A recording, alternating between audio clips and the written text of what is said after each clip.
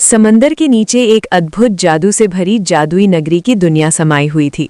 रोशनी और रंगों से जगमगाती ख्वाबों जैसी दिलकश दुनिया।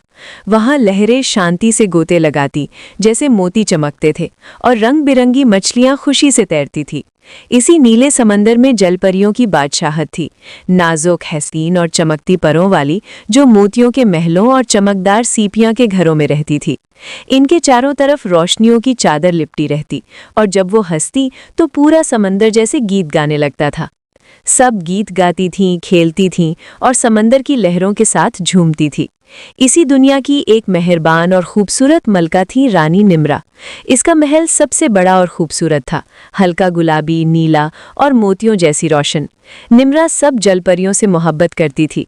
इसका शौहर बादशाह आरिब बहुत बहादुर था, जो समंदर की हिफाजत करता था। लेकिन एक दिन समंदर में एक बहुत भयानक जंग छिड़ गई। दुश्मन रियासत ने हमला किया। इसी दौरान बादशाह आरिब लड़ते हुए मारा गया। निम्रा उस वक्त प्रेग्नेंट थी। उसका दिल टूट गया, आंखों से आंसू बहने लगे। समंदर का रंग भी जैसे उसके रग में बदल गया। चंद महीने बाद समंदर में एक हल्की सी रोशनी फैल गई। निम्रा ने एक नन्ही सी बेटी को जन्म दिया। जैसे ही वो बच्ची पहली बार रोई, उसकी आंखों से खूबसूरत गुलाबी मोती गिरने लगे। वो मोती इतने रोशन और नायाब थे कि पूरा समंदर उनकी चमक से जगमगा उठा। निम्रा हैरान रह गई। उसे फौरन एहसास हुआ कि इसकी बेटी आम परी नहीं, बल्कि जादू से भरपूर है। जल्द ही उसे मालूम हुआ कि इन मोतियों में ऐसी ताकत छुपी है जो जिसके पास जाती उसे बेपनाह दौलत और ताकत दे सकती थी। मगर निम्रा नहीं चाहती थी कि कोई भी इस राज को जाने। वो नहीं चाहती थी कि कोई इसकी बेटी को रुलाए, क्योंकि हर आंसू के साथ एक कीमती मोती जन्म लेता और वो जानती थी कि दुनिया के लालची लोग ऐसे मोतियों के लिए कुछ भी कर गुजरेंगे। उसने अपनी सबसे वफादार नौकरानी इफ्रा को बुलाया और कहा, इफ्रा, मेरी बेटी की हिफाजत करना, कोई इसके मोतियों का राज न जाने। इफ्रा ने वादा किया, लेकिन उसके दिल में लालच जाग उठा। निम्रा की तबीयत बिगड़ती गई। मरने से पहले वो बोली, इसका नाम जोएशा रखना। फिर वो खामोश हो गई। समंदर की लहरें जैसे रुक गई। रानी निम्रा हमेशा के लिए सो गई।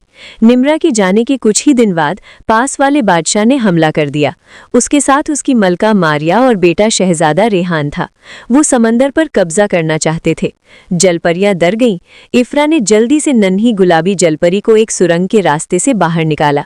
वो एक लंबी जादुई सुरंग से गुजरी जो रंग बिरंगी रोशनियों से चमक रही थी। आखिरकार वो एक छुपी हुई वादी में पहुंची।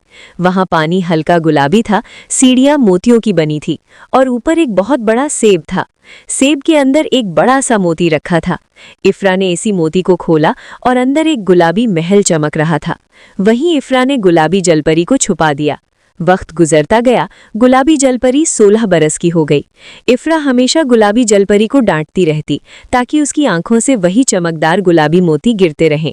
जैसे ही मोती गिरते, इफ्रा उन्हें चुपके से जमा करती और मलका मारिया को बेच देती, जिससे वो दिन ब दिन अमीर होती जा रही थी। नन्ही परी अक्सर आंसू भरी आवाज में पूछती, आप हमेशा नाराज क्यों रहती हैं आप? मगर इफ्रा सख्त लहजे में बस कहती, मुंह बंद रखो, ज्यादा बातें मत करो। और नन्ही परी खामोश हो जाती, दिल में एक अधूरा सा दुख लिए फिरती। एक दिन शहजादा रेहान ने अपनी माँ के हाथ में वही गुलाबी मोती देखा। उसने पूछा, ये इतने हसीन मोती कहाँ से आए? मलका मारिया ने जवाब दिया, इफ्रा लाती है समंदर के नीचे कहीं से। रेहान असमंजस में पड़ गया। उसने फैसला किया कि वो इफ्रा का पीछा करेगा। एक रात जब समंदर बिल्कुल शांत था और सिर्फ चांद की चमक पानी में रक्स कर रही थी, रेहान खामोशी से इफ्रा के पीछे गया। वो एक जादुई राहदारी से गुजरी जो नरम गुलाबी रोशनियों से जगमगा रही थी। राहदारी के आखिर में एक बड़ा सा सेब था जिसके अंदर एक चमकता हुआ मोती था। इफ्रा अंदर गई और जब बाहर निकली, उसके हाथ में मोतियों का एक छोटा थैला था। अगले दिन रेहान ने मौका देखा और खुद उस बड़े सेब के दरवाजे से अंदर दाखिल हो गया। अंदर का मंजर ख्वाब जैसा था। हल्की गुलाबी रोशनी, तैरते हुए मोती और पानी में फैली खुशबू जैसे फूल खिले हों।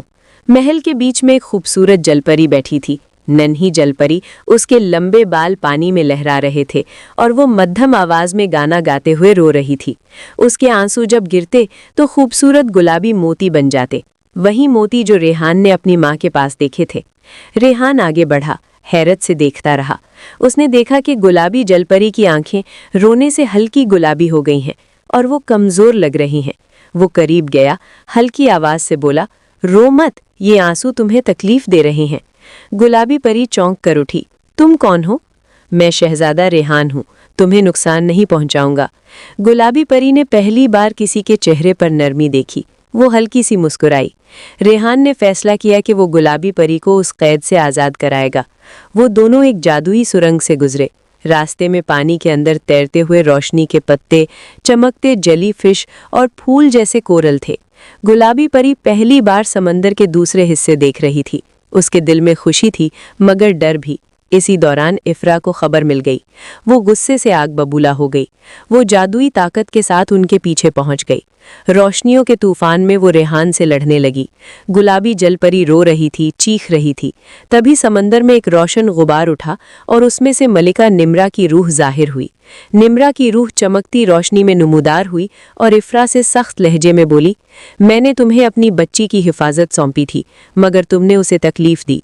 उसने गुस्से से हाथ उठाया और गुलाबी मोतियों की एक माला हवा में घुमाई। वो खुद ब खुद इफ्रा के गले में लिपट गई। अचानक इफ्रा का सांस रुकने लगा। वो अपने गले को पकड़कर तड़पने लगी।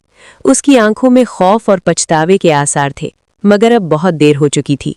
चंद ही लम्हों में वो बेजान होकर समंदर की गहराई में डूब गई। अब सब खत्म हो गया मेरी बच्ची, शहजादा रेहान, इसका हमेशा ख्याल रखना। ये कहकर वो धीरे धीरे रोशनी में समाती चली गई और गायब हो गई। रेहान ने गुलाबी जलपरी का हाथ पकड़ा और उसे अपने महल ले गया। वो दोनों चमकती हुई समंदरी राहों से गुजरते हुए बादशाह और मलिका मारिया के सामने पहुंचे। रेहान ने सारा वाकया बयान किया। निम्रा की कुर्बानी, इफ्रा की लालच और गुलाबी जलपरी के जादुई आंसू जो रोशनी फैलाते थे। ये सब सुनकर बादशाह और मलिका मारिया के दिल भर आए। मेरी बेटी, आज से तुम सिर्फ जलपरी नहीं बल्कि इस सल्तनत के शहजादी हो।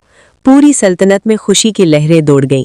सितारा मछलियों ने चमकदार फूल बरसाए, दरियाई घोड़ों ने अपनी दुमों से गाने बजाए और समंदर के रंग पहले से भी ज्यादा रोशन हो गए।